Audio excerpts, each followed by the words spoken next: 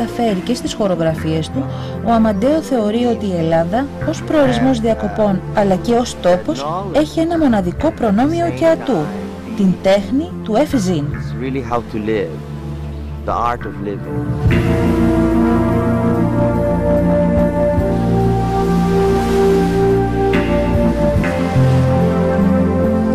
Είναι ένα σύστημα αποβολής του άγχους, το οποίο στο σύγχρονη εποχή είναι πάρα πολύ σημαντικό.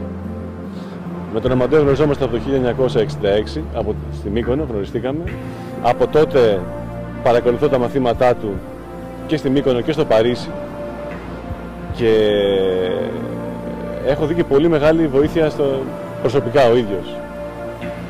Ήρθαμε εδώ να δούμε την Καρίτσα και να δούμε αν αυτό που κάνει ο Αμαντέο στο Παρίσι και στη Μύκονο μπορεί να γίνει και εδώ. Όντως το μέρος έχει πάρα πολλά πράγματα να προσφέρει. Δεν είναι μόνο ο συνδυασμός της θάλασσας και του βουνού. Το βουνό είναι εξαιρετικά μια παρθένα περιοχή. Είναι γνωστή από τα αρχαία χρόνια για τις θεραπευτικές ιδιότητες, τα ιαματικά της νερά, ακόμα και στους βυζαντινούς χρόνους. Υπάρχουν λουτρά στην περιοχή, βυζαντινά. Και θα μπορούσε να γίνει κάτι, το ζωντανό θέατρο, όπως το λέει ο ίδιος, τη σχολή που έχει στο Παρίσι και στην Μύκονο, να έρθει και εδώ.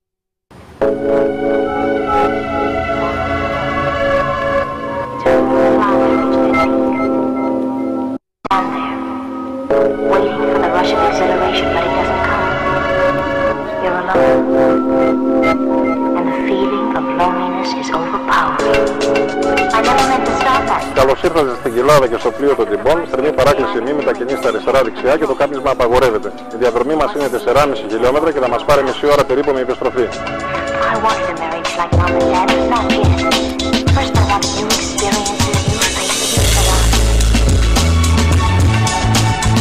Ο καπετάνιος Νίκος Τσιρίκας για περισσότερες από 2 δεκαετίες μέχρι πρότινος με το πλοίο της αγάπης, τώρα με την Αγία Παρασκευή, ένα νέο και πιο ασφαλές καρύ, μας ξεναγεί στην κοιλάδα των τεμπών.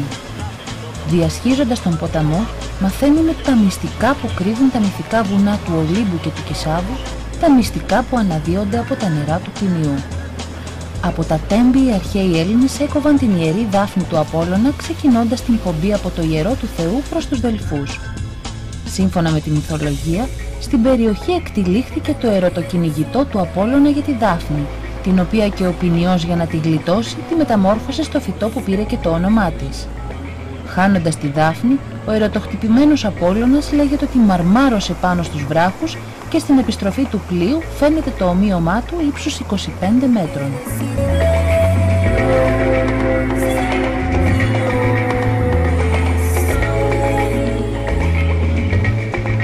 Φέτος είναι η 22η χρονιά που εργαζόμαστε εδώ μέσα στην κοιλάδα των τεμπών. Η διαδρομή μας είναι 4,5 χιλιόμετρα και είναι μισή ώρα με επιστροφή. Συνήθως κατά τη διάρκεια του καλοκαιριού περνάει αρκετός κόσμος από εδώ. Οι πιο πολλοί είναι πελάτες πλέον τώρα, γιατί έχουν δεθεί με το ποτάμι τον Ποινιό και μάλιστα φέτος και αυτή τη βδομάδα γίνονται εκδηλώσεις για τον Ποινιό στη Λάρισα και προσπαθούμε και εμείς να δώσουμε ένα μάθημα ιστορίας, φυσικής ιστορίας για τα παιδιά και μια εμπειρία για τους μεγάλους. Έχετε κάνει αυτή τη διαδρομή άπειρες φορές. Τι πιστεύετε ότι είναι αυτό που μαγνητίζει τον επισκέπτη?